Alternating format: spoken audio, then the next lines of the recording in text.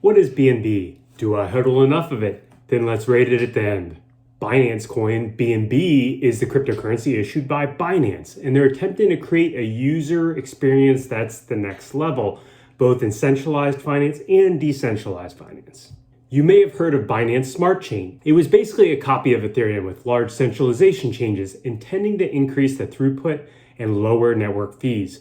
BSC is quickly growing in popularity thanks to its association with Binance, who has invested over $1 billion in funding development on BSC. And they buy back and burn BNB, but more on that later. Since BSC is a fork of Ethereum, it's compatible with Ethereum. So if dApps work on Ethereum, they can be brought to BSC.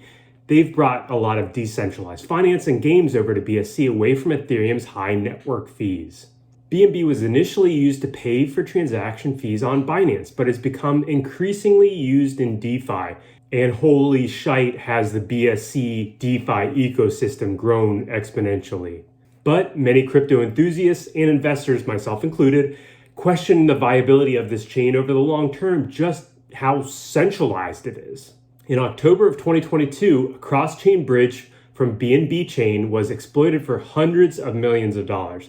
Luckily, and sadly, BNB Chain and CZ, the CEO of Binance, quickly put out a message saying, "We have suspended BSC after having determined a potential exploit. All systems are now contained, and we are immediately investigating the potential vulnerability.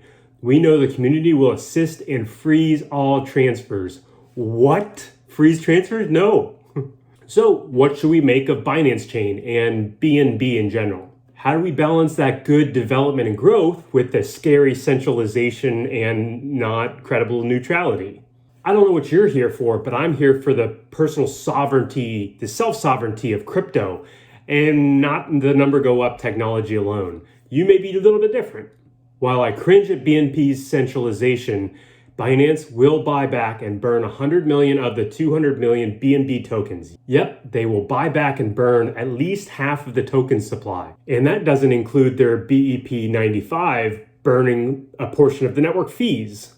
Binance has burned 42 million BNB to date, and they're still going. And of all the crypto founders, I may just trust CZ more than any of them else, other than Vitalik or Satoshi. He seems genuine and not power drunk, even though he's one of the richest men alive.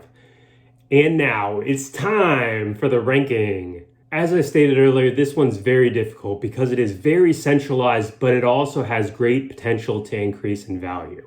So after much contemplation, I'm going to assign BNB the B tier. This is something special, and the price will almost undoubtedly go up due to the network effects and Binance centralized assistance, but I just hate how centralized it is. Let's work on changing that, please, guys. I actually bought BNB back in the day when it was in the single digits, but I sold it because I was just amazed at how centralized it actually was.